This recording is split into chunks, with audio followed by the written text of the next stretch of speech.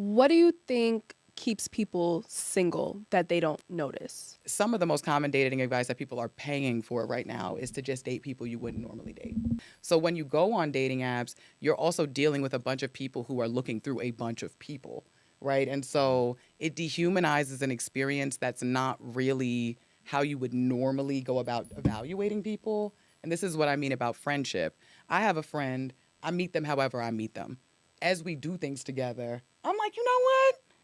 I like the way you think. I like the way you move. I like the way that you do stuff. It's through these shared experiences that we get to know our kind of system, the way that we affect each other.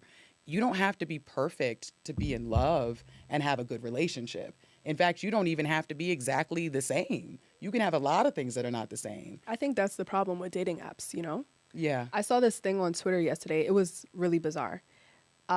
So these two people, they met on a dating app.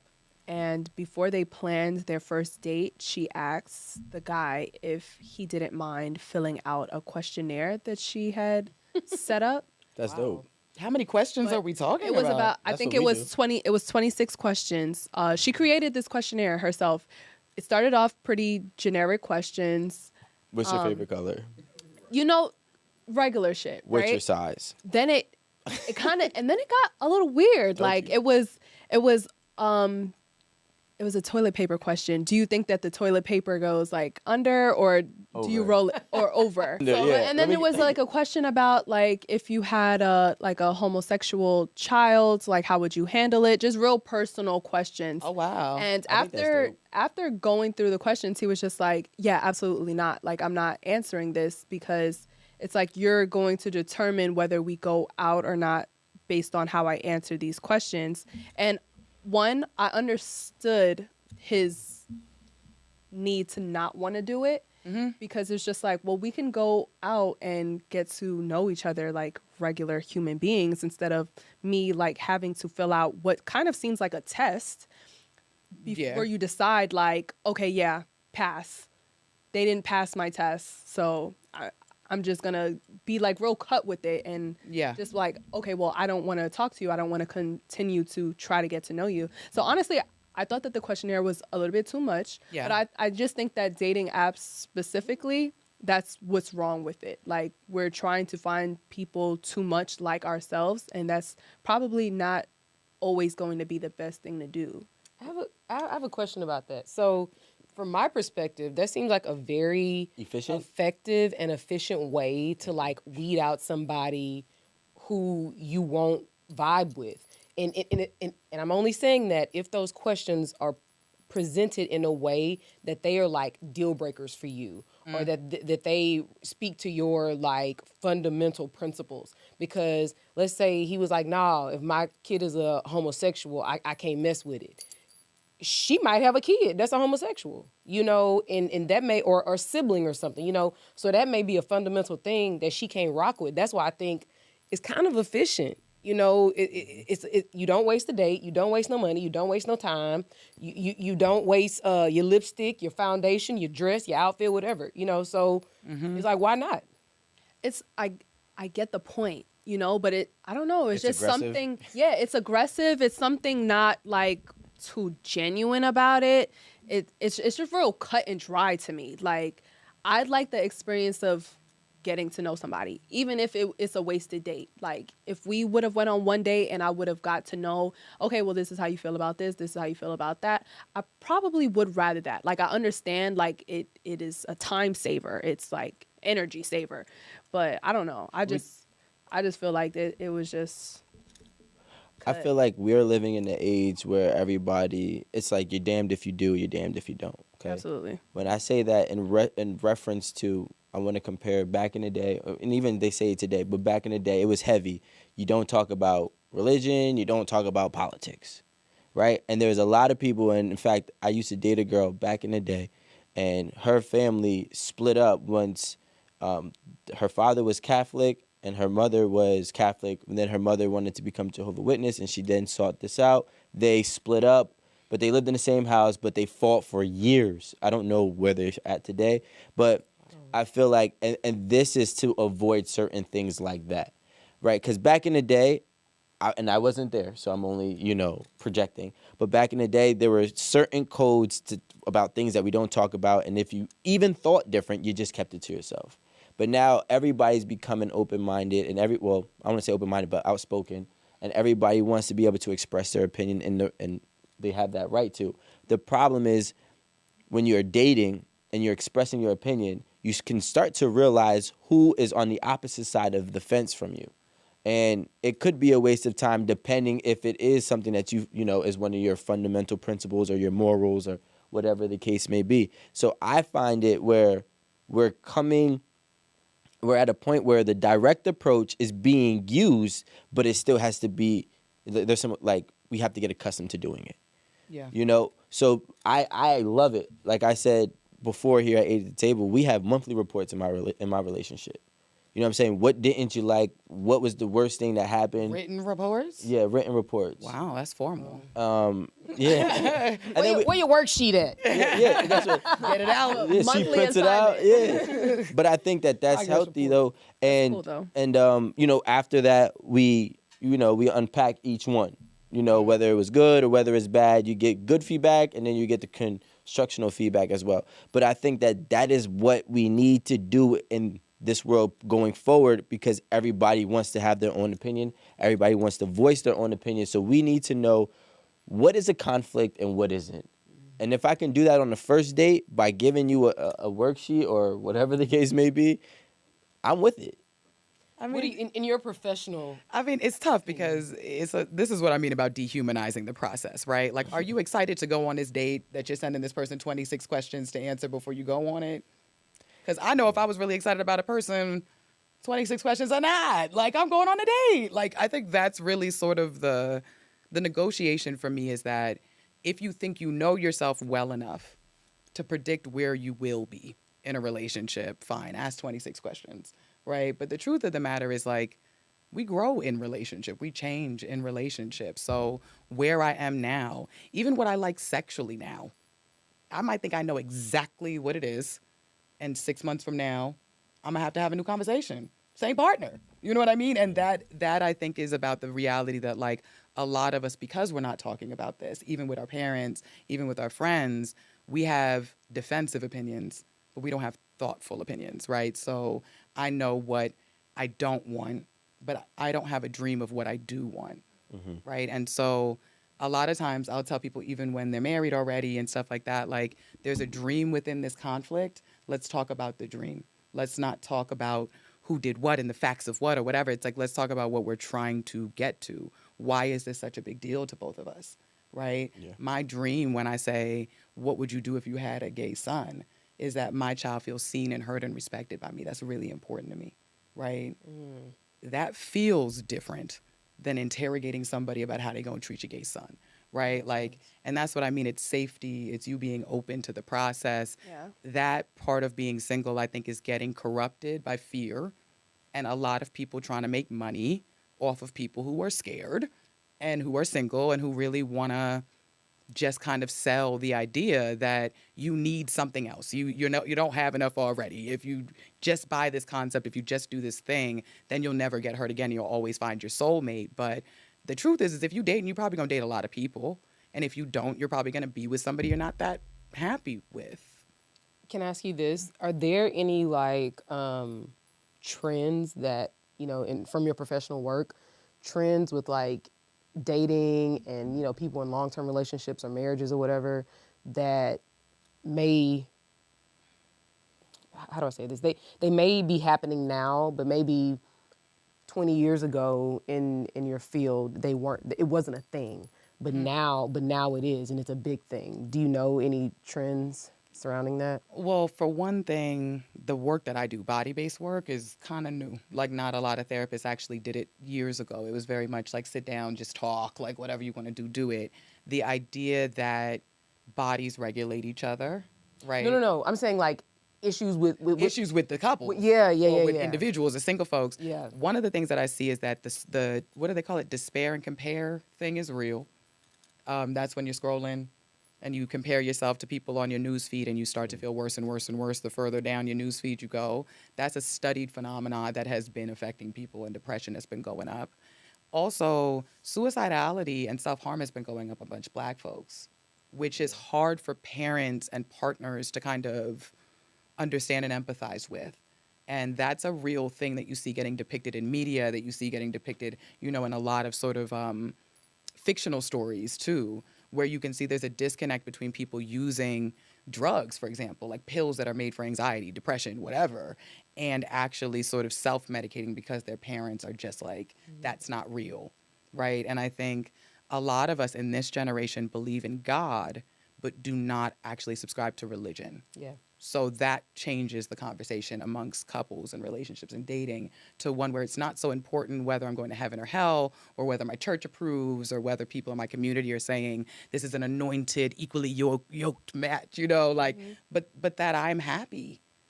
And I think that conservatism going away has left us without like a template for what's supposed to happen or how you're supposed to parent even.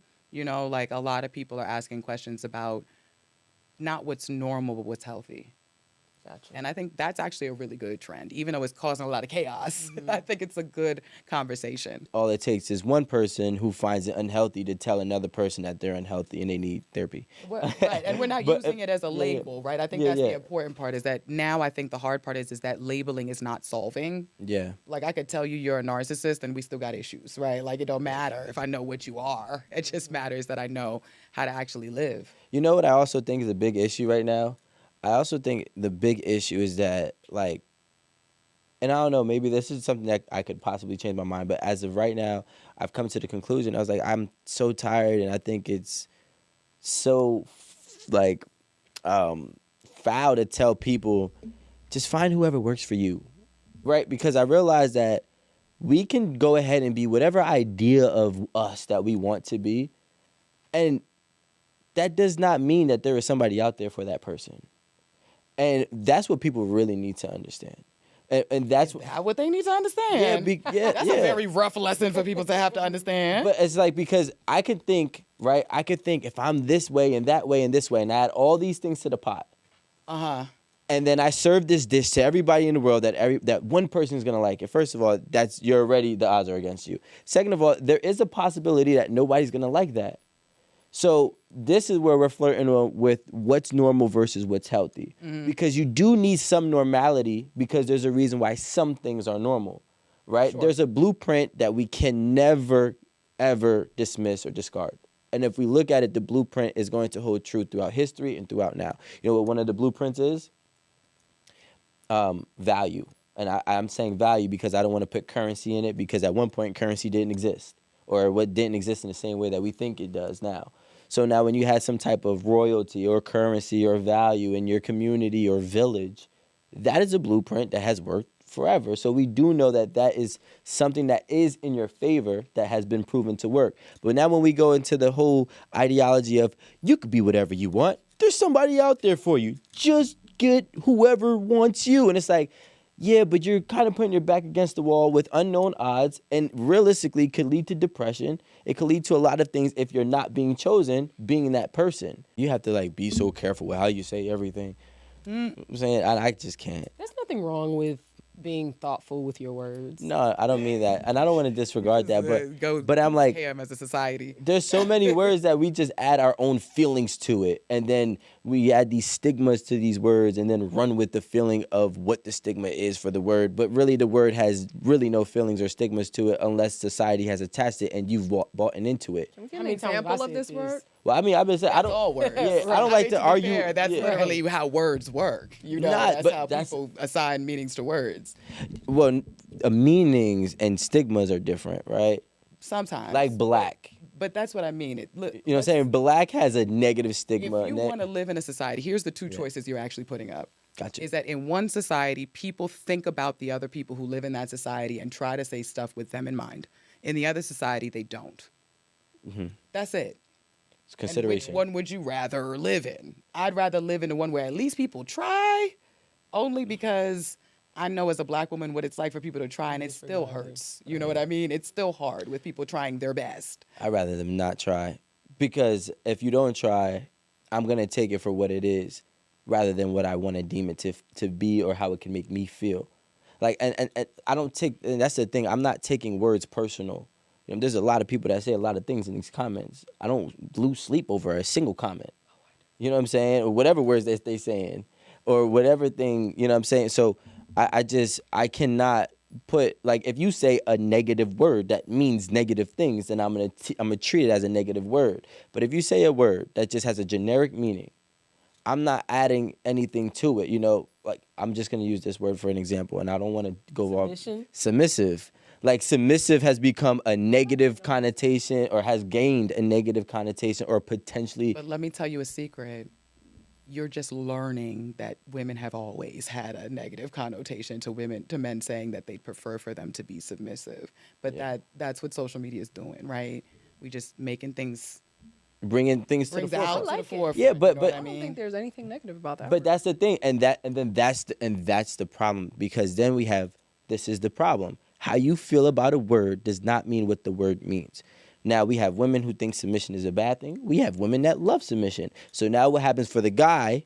He's trying to decipher what the submission means to each different girl, and it's hard to You're do doing that. too much work already, right? We all got Google. But not But even. Google but not doesn't even say that. negative, though. You But feel not even me? that. Like, Which is why I say the it's not goal negative. The goal isn't for you to already know how to be with every single person before you meet them, right? The goal is to just meet people, right? And as you get to know them, you will learn what they're you'll figure it offended out by, along the way. what they're not Yeah. offended by. If you're on a date and you're going out and you're saying submission and she's like, no problem, right? And then you're going out with another person, they're like, the last dude who said that to me whooped my ass.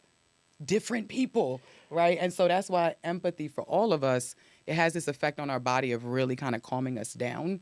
And so even though it seems like a good idea to be very idea based, we need stories, we need humans, we need people, Yeah. or else we try to avoid these things like we're gonna win or lose, when it's like, if you can actually try to sit with the idea that people believe the things that they do for a reason, and that most people have good reasons, that's enough.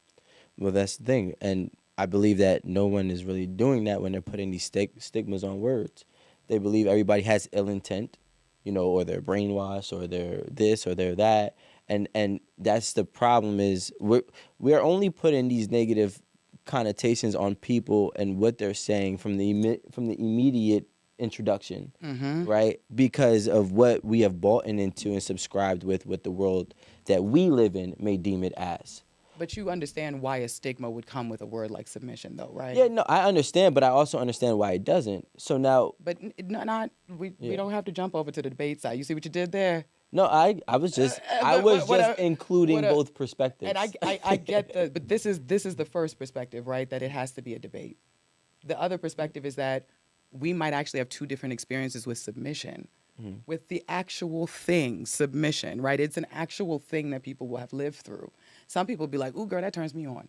Because the last time I submitted, I loved it, right? Now, some people, that is not their experience, right?